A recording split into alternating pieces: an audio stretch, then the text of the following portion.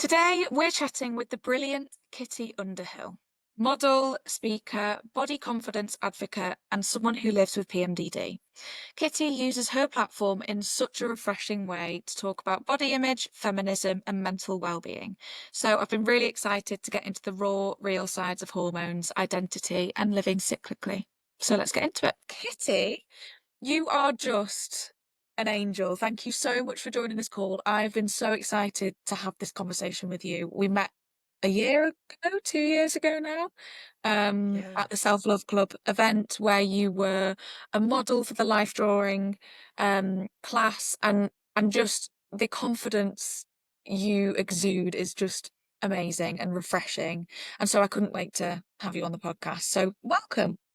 Thank you so much. Honestly, like that day was such a lovely day.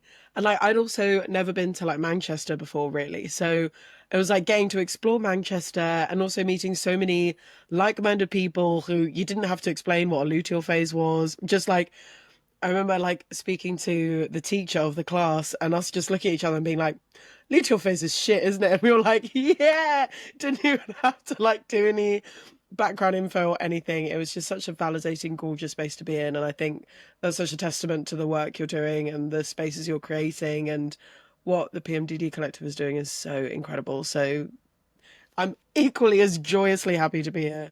Oh, thank you so much. And yeah, I mean, I've touched on it already, but you are such a powerful voice in the body acceptance space. Thank How you. has your relationship with your body been impacted by your menstrual cycle over the years? Yeah, so it's a really interesting one because I think, especially because so many of us grow up learning similar things about our body images, just this idea that our bodies aren't good enough, that we need to work in order for them to be better, and we are meant to look like the images that we see in the media and everything like that. I think for a long time, I couldn't distinguish between what was just societal learning and what was intensified feeling because of my menstrual cycle. So I actually started my period when I was quite young. I think it was like a month after my 11th birthday. So fun. And I mean, I'd already learned some like not so helpful stuff about my body before then, how many people have had a formative experience, a negative formative experience about their body before the age of 10, right? Um, but as I was growing up, I was learning more and more of those messages, getting involved with people who asserted the idea that I had about myself, that I wasn't good enough and that I was meant to be thin and all these things. And it felt so intense all of the time because I was engaging with disordered eating. I was telling myself I was the worst person in the world, that I had the worst body and all those kinds of things. Like I had everything from the outside impacting my body image, but also I was telling myself the same stuff as well because that's what I believed. All this stuff, it's like a Venn diagram, right? All of this stuff impacts each other.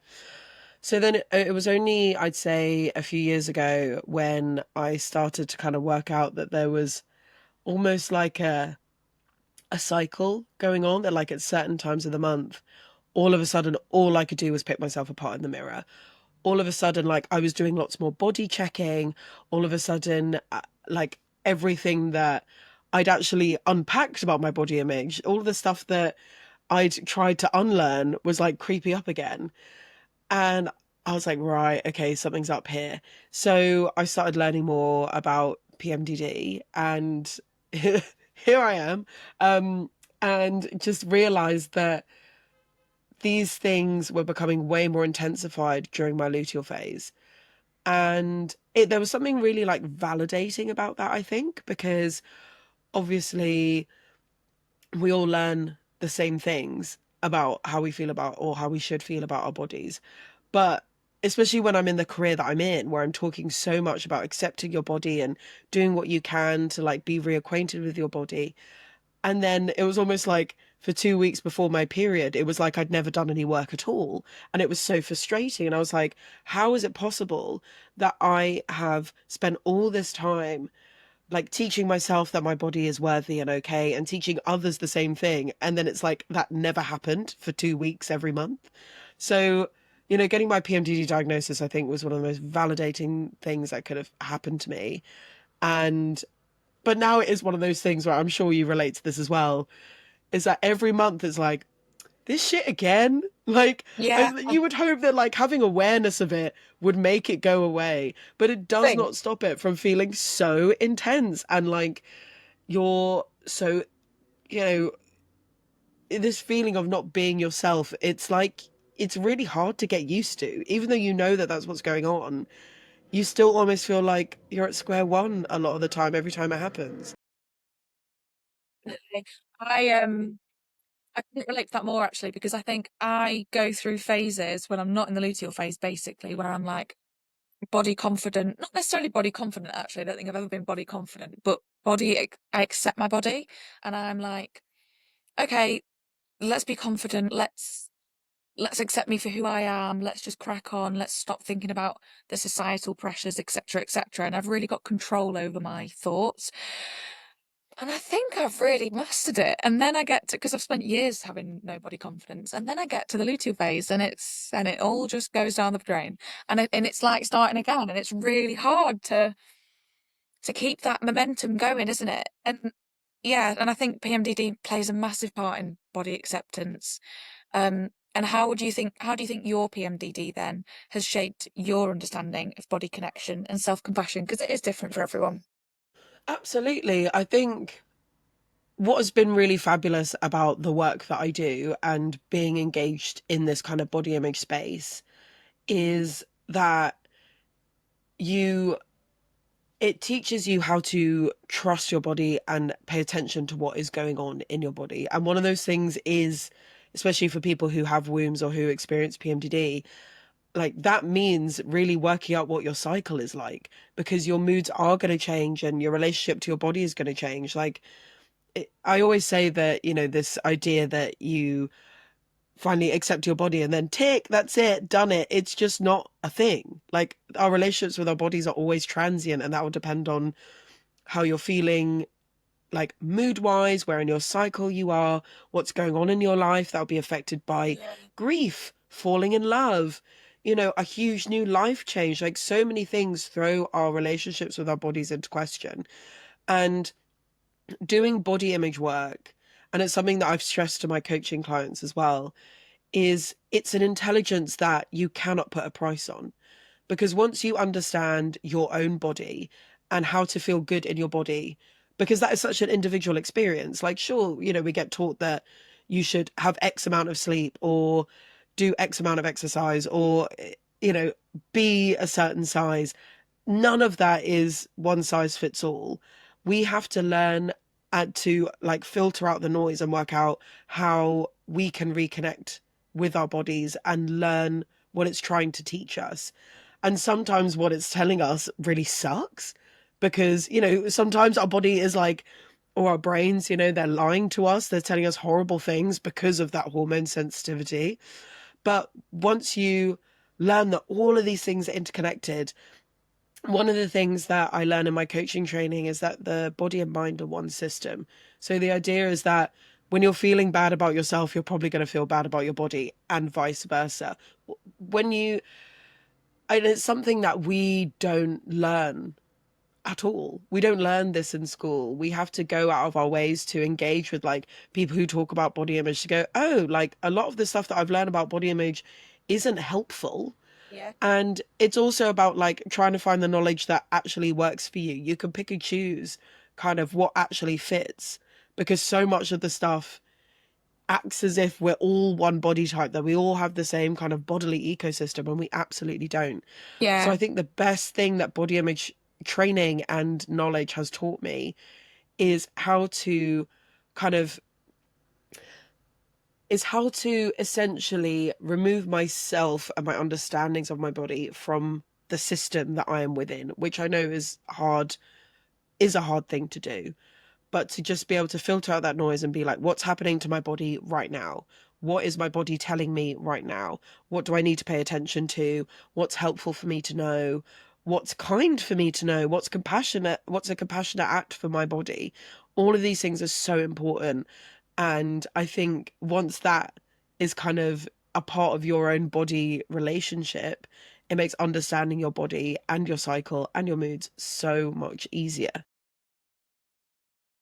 100%. And I love what you say when, all bodies are different, and what might work for one body isn't necessarily going to work for the same body. And I think we're always fed Exactly. information externally that, oh, you need to follow this very strict diet and it's going to work for everyone. And that's just not the case. There's so many other factors that are going to stop what works for you working for me. And I think that's so important to recognize that and be okay with that as well.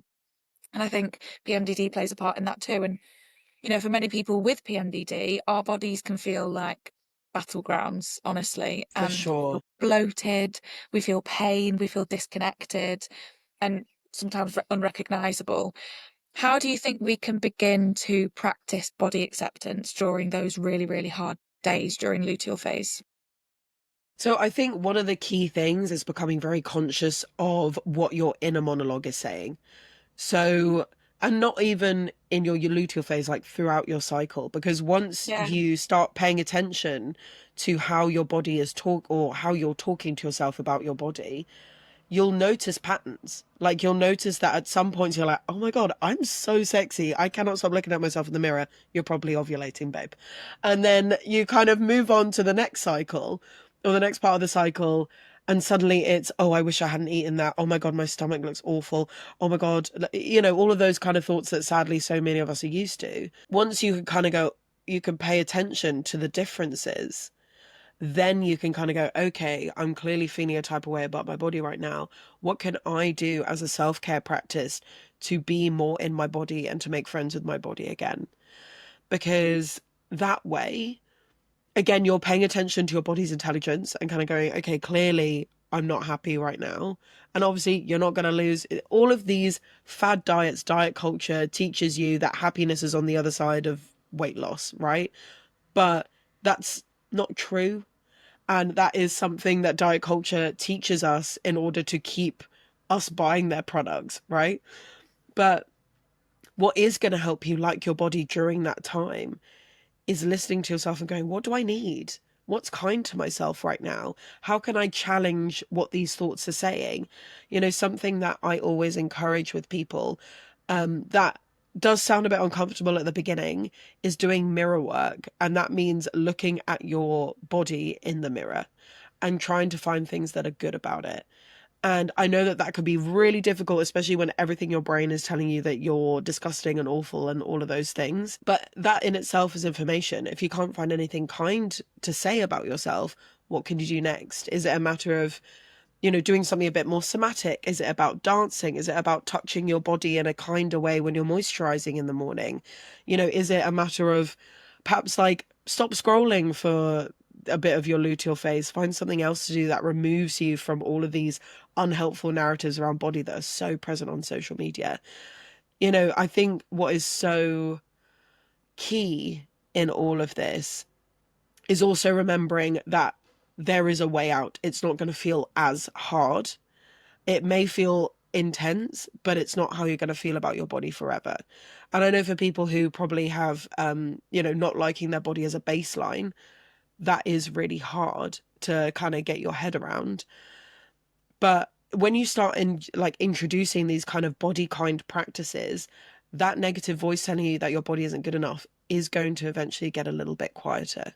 And I yeah, think that is something, and it takes practice. It's hard, and especially on the days where your brain is winning and the luteal phase is winning, that's even more important a time to engage in these practices. yeah, 100%. I love the idea of sort of focusing on the good parts, because you can so easily, the first thing you do when you look in the mirror is go, okay, hate that, hate that, hate that. But if you actually Yeah. take time and give space to recognize the bits that you do like, and you make that a habit, then you are going to block that noise out eventually, bit by bit, aren't you? So I think that's really powerful. And you talk a lot about adoring bodies as well, which I think is a really difficult state of mind to get to, but it's Of course. possible. How do you Yeah. personally navigate adoration or softness when your body feels like it's just working against you? So for me, when it comes to adoring bodies, I love just the idea of bodies in general. I find bodies fascinating. I think the way that we've understood them is really interesting. The way that society plays a role in the way that we understand our bodies, the way that structural oppression has an influence on how we feel about our bodies. Depending on our levels of experiencing marginalization, we're going to relate to our bodies very, very differently. And I find all of this so interesting. But when it comes to kind of a individual experience, I think there's definitely something that often comes into flux. And because I think often when we talk about self love, body acceptance, body positivity, for example, a lot of people were misled to think that body positivity means feeling positive about your body, when actually it's this much bigger movement that came from a fat liberation protest back in the 1960s, where they were basically saying that because they experienced such marginalization, loving your body in that kind of space was a radical act and it was a very political thing. But then that eventually got watered down by capitalism. Lots of brands found out that you can sell a load of t-shirts if they say all bodies are beautiful on them. That's not what it's about. But I think because we've had a lot of mixed messages about what it means to have a experience of or how to have a relationship with your body, even, it means that we can often feel a bit downtrodden and be like, well, like, I don't love my body. I can't shout from the rooftops about how amazing my body is. That's fine. Like, that is a huge, like, that's an Everest for a lot of people. And I think if you set yourself that kind of expectation, it can become something that you can beat yourself up with and be like, I'm working so hard to love my body, but I don't feel like I can wear a bikini, or I can't, I can't post pictures of myself, or, all these kinds of things. Like, every single baby step you take towards trying to create a better relationship with your body is a victory. You do not have to be someone who goes, I adore my body, I love my body all the time, for you to have made progress, or for you to be trying to do something differently and breaking that cycle of body hate. You're still doing something incredibly important for yourself. So I'd say, in terms of when it comes to like actually adoring your body, that will also look very individual. And as I said, everyone's Everest is very different. And it's about kind of learning what that possibly is. But also, if goal setting in this kind of space isn't something that makes sense to you, then don't do it. Like, take every step from a you led place and remind yourself that even baby steps get you somewhere. They may be small, but you're still going in the right direction. So don't use adoration as kind of a thing to adhere to if that's not something that feels achievable for you right now. Like, take some time to journal, take some time to be curious and ask yourself the question, okay, what would a nice, kind relationship with my body look like? And how would that make me show up in the world differently? How would I communicate with my loved ones differently? How would I date differently? Once you kind of ask yourselves those kinds of questions and kind of go, oh, wait a second, like, it's not about adoring myself and being able to yell about it to everybody. It's actually about putting on a bodycon skirt and going on a date and feeling really gorgeous. That could be your Yeah. Everest. Being able to, look at a plate of food and it not freak you out. That could also be a huge Everest. That could be a target for people. So much of this experience is about you and how you Yeah. feel. And, adoration is going to look differently for everybody. Couldn't agree more. I think we've all got different goals and different, yeah, aspirations, I suppose, with how we want to feel about ourselves, not just with our body, but just everything really. So I think, yeah, recognizing that and going, okay, my goals aren't going to be the same as yours, and that's okay. So how do I get there? Um, and I think it's quite hard really because I suppose society has forced us to force fed us this like image that we should adhere to. And I can imagine you've definitely dealt with a lot of those stereotypes or those challenges by working in fashion, modeling, and working on campaigns that maybe feel like you're forced to feel or look a certain way, with mainstream beauty norms. What role do you think that industry plays in shaping how people with PMDD and people without PMDD feel about their changing bodies? Well, I think that's a really fabulous question. And I think especially because media imagery can have such an impact on how we feel about our bodies. You know, especially as we're straying away from having inclusive campaigns, thin is back in, we're in our Ozempic era, you know, this kind of pressure to look a certain way can be so intense at the best of times. And I think it's especially intensified at the moment. Um, so I think for me personally, I was very lucky in that when I was kind of in my peak of my modeling career, I was being hired because I didn't look like everybody else. And that is exactly why I was modeling, was because I wanted to fly the flag for people who didn't see themselves represented.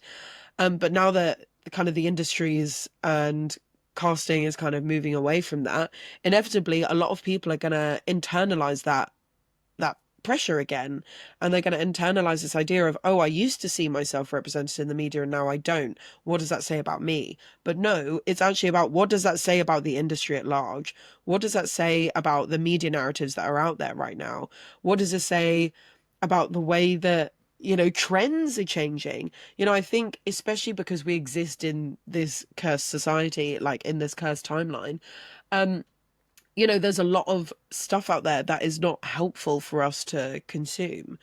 And I think, especially if you're in your luteal phase, I don't know about you, but I often end up trying to find things that make me feel worse, because they're almost like, I feel this way about myself, so let me find something that confirms that, whether that's conscious or unconscious. Like, that behavior always seems to crop up during my luteal phase, because it's somehow proof that I'm not good enough, or my body isn't good enough, or all those things that my luteal phase really wants me to think at that time. So I think, you know, especially when, you know, there's not a lot of representation, I guess, for PMDD out there in the media just yet. You know, there's not a lot of kind of disability campaigns that include experiences of PMDD just yet. You know, it's not like there are that many people out there who are representing what it is to like, what it's like to have PMDD on that kind of public media scale, or in fashion campaigns or whatever.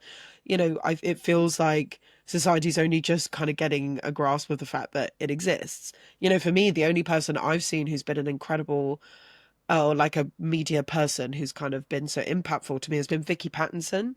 And I Yeah. just think every time she talks about PMDD, my girlfriend usually sends me her videos, because I watch her talk about it and I'm like, oh my God, this is it. Like, she gets it. Yeah. And seeing that is so validating. And I feel like we just haven't had that wave of representation just yet. So, because of that, inevitably, we're all going to feel like we're not being seen.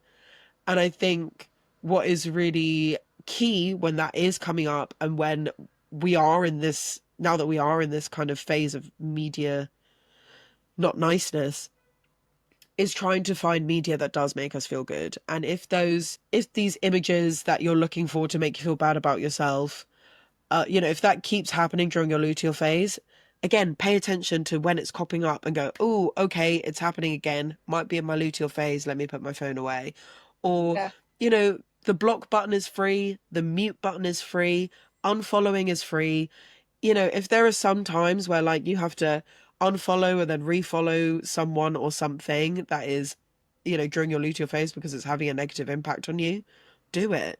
You know, I think especially because we're kind of in the throes of this Ozempic era vibe right now, it is especially important to work out what media is helpful for us to consume, is kind for us to consume, especially when we're not seeing ourselves out there anymore. So we can also find people who are like us out there. They are out there. It's just a matter of finding them.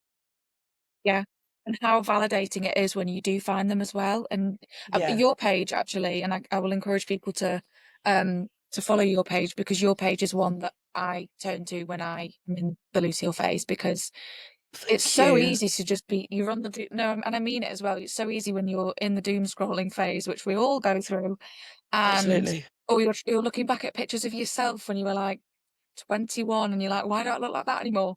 And It's because you're it's not meant just such to, you know? Yeah. yeah, because I'm not 21 anymore. And it's just Yeah. such a negative mindset that you just kind of allow yourself to get into. And actually, if you filter out that noise and you filter out those people that aren't making you feel good, there's so much power in that. So I will just go on my, when I'm in the luteal, will just go on my PMDD page rather than my personal, and I follow people that make me feel good. And you're one of those Great. people, because it's just about changing that narrative that we're forced Yes. constantly, and it has such a huge impact. And I think that was a really good tip as well. And I was going to actually ask you if you had any other tips or rituals maybe that work for you that could potentially work for someone else who just feels like their body is their enemy. Gosh, yeah, it's a big one. Because that was something that I found so frustrating about like mainstream body conversations, was that people would go, love yourself, and then that would be it. And then I was like, what do you Yeah. mean? How am I supposed to do that Yeah. when the world is on fire and Yeah. every single media outlet is telling me that my body is the worst thing in the world? How am I supposed to do that? So something I'm really keen on is trying to find tools. And I think what is a great thing, I'm going to come back to mirror work again because I do think it's really important, even if it is challenging and it is going to feel uncomfortable at first. If you're not ready to say nice things about yourself in the mirror just yet, just have a look at yourself. Even if you're not ready to be totally naked yet, maybe some underwear, even if you got like your pajamas on or something. Yeah, baby Because steps. absolutely, because it's kind of similar to exposure therapy, right? If you want to get over your fear of spiders, I'm not saying like hang out with spiders, but like expose yourself to spiders and eventually you'll be like, oh, maybe it's not so bad. Looking at yourself and your body, you finally see it from different angles, you see it from different perspectives. You'll also notice how it changes throughout your cycle, because that's very much a thing as well. And the more you get used to seeing your body, it's like it ends up taking up less space in your brain. Like one of the things that people ask me is like, how do you know you feel better about your body? And it's kind of like a weird oxymoron in a way, because once you start feeling better about your body, you actually start thinking about it less. So it's Mm. almost like the goal in a way is actually being able to walk past a mirror and be like, anyway, rather than be like, Yeah. pull at yourself, pinch yourself. Again, like something I think is really key is being conscious of the way that you actually touch your body, because so many of us will pinch and prod and poke, and these are unkind ways to touch your body. Try a caress, try a stroke, just I'm partial to giving myself a bit of a hug sometimes, like just a little bit of this on the arms. I think especially during my luteal phase, when like, I don't know about you, but I often get a bit like, oh my God, don't touch me. But also, if you touch me, I will burst into tears. I actually probably could do with a hug. So, like, a nice That's midway exactly is how I the. feel. Yeah, right, exactly. Like, it's just so hard. So, giving yourself a hug, I think, is a really lovely thing. Gosh, what else can you do? Yeah, I think the consciousness around your thoughts, I think, is probably the most important thing, because our brains can kind of run the show at times. And think of some interventions you can come up with that actually work for you. Because if you find yourself getting into a spiral, is it a matter of literally actually going, oi, stop it? Like, just give yourself a clap and snapping yourself out of it? Is it a matter of going, ooh, something's happening. How can I distract myself? Do I find something that is disproving those negative thoughts? Maybe that's something you can do. Um, because inevitably, if we keep thinking nasty thoughts about our bodies, that does filter through. And so many of us have that just running in the background and not noticing it, and then being like, why do I feel bad about my body? That's so weird. And it's like, well, because that's all you think about a lot of the time. You just haven't noticed yet. Um, and I'd also say what would be really good for your body is finding like movement practices that feel kind and divorced from diet culture, divorced from weight loss. One of the things that I found like really great for my body, especially, I'm very lucky that my girlfriend she's not a personal trainer, but she really knows her stuff. And Amazing. like being able to be in the gym and lift weights and notice that I'm getting stronger is a really nice way of re-relating to my body, because I'm like, oh, I could do something that I wasn't able to do before. That's a really nice thing to think about my body, rather than, oh, I look different. Anything that you can do that feels kind to your body, that is divorced from aesthetic and the way that you look, I think is also really important. Yeah, that's a really, really strong one. And being able to like set little set little goals that aren't based on aesthetic, but maybe based on strength or based on just sort of the way you feel is so much, there's so much more Absolutely. than the aesthetic. I Definitely. think that's amazing. They're really good tips. Um, and then what does healing or hope look like for you when it comes to, you know, your cycle and your body relationship? Oh, what a gorgeous question. I love that. Oh, meaty. So I think, ooh, um, I think kind of touching on what I said earlier, this kind of oxymoron of when you like your body more, you think about it less. I think when it comes to PMDD, I think it would be something similar for me. So, you know, if I'm able to kind of get through the month and kind of go, oh, wait a second, I'm in my luteal phase, that would be fabulous. You know, not having it be so apparent because I don't want to go outside, or I'm picking myself apart again, or I'm getting into arguments with my partner, or I'm feeling like all kinds of train wrecky emotions. Like if I can get through a month where I just feel more restful and at peace, that would be amazing. And I think it's actually been, I've been very lucky to have some acupuncture done recently. And it's one of the few things that I think people have ended up recommending for it.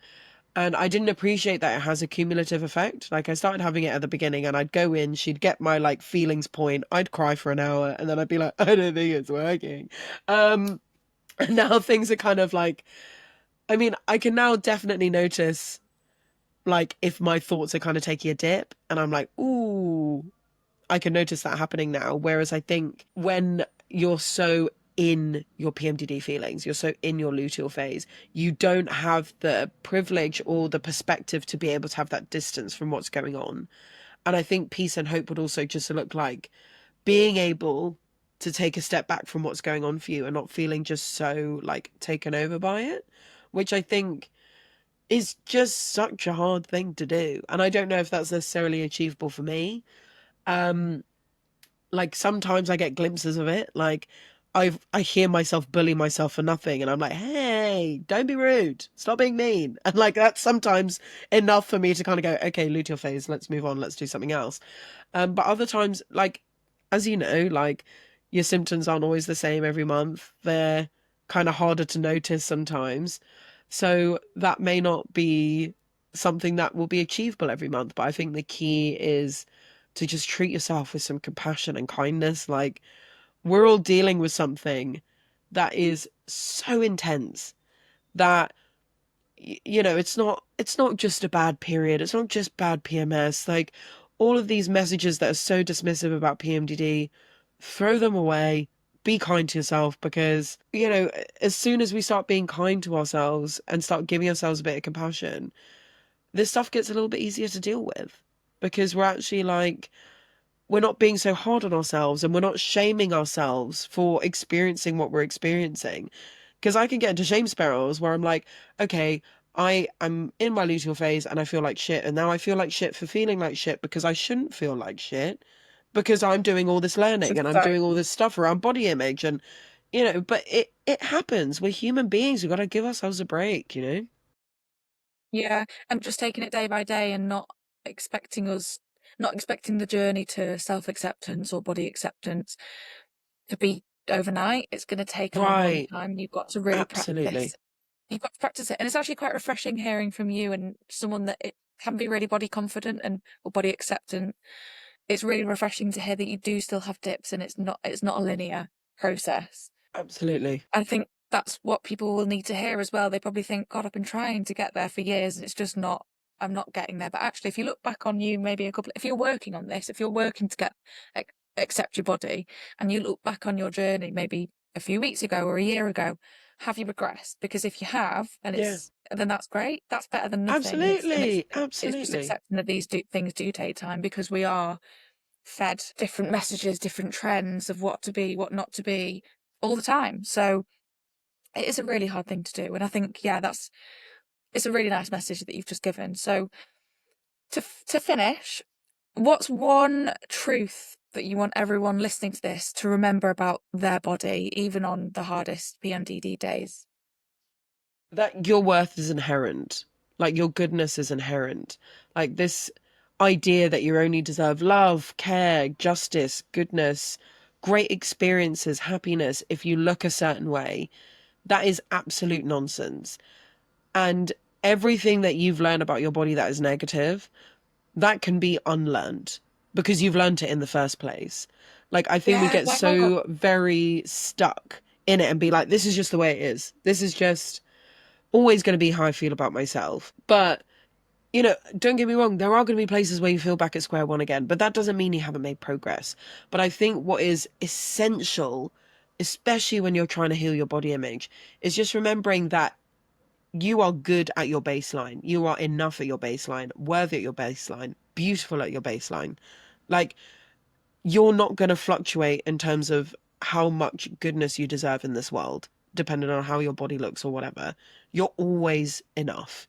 No matter what the media says, no matter what your clumsy auntie said over dinner on Sunday, no matter what the media is telling you, none of that. You're always worthy and good enough. It's just a matter of you taking the time and going through the process of you finally learning that for yourself. Kitty, that is such a nice way to end this episode, and you're so right as well. I think it's, you know, really difficult for some people to see that, and maybe people are listening to this in the luteal phase, and that's exactly what they needed to hear.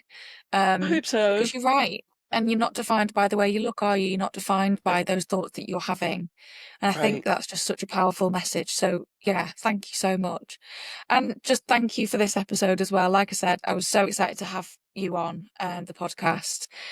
You're just so refreshing to talk to. And I just know that, I mean, I've got some takeaways from this call, so I'm sure other people have too. So just thank you. Thank you so much. It is such a pleasure to be on here, to finally get to talk to you. And I just really hope this helps because, you know, I know that so many people get that nasty body image stuff during their luteal phase. And if there's just one person, hopefully me or like many others, anyone listening to this episode, just know that you're not alone. Like, there's none of this that you're going through that sadly other people aren't going through too. And, you know, the power of having conversations like this Yeah. means that we can, you know, we find comfort in these conversations, we find answers, we, you know, we're able to find our community by having these hard conversations and or conversations about hard things, you know. And yeah, I just want to really hit home to people listening that you're not alone in your body image stuff, and it definitely will get better, and it will get even better when your period starts. You are right. Oh, thank you so much, Kitty. Take care. Absolute pleasure.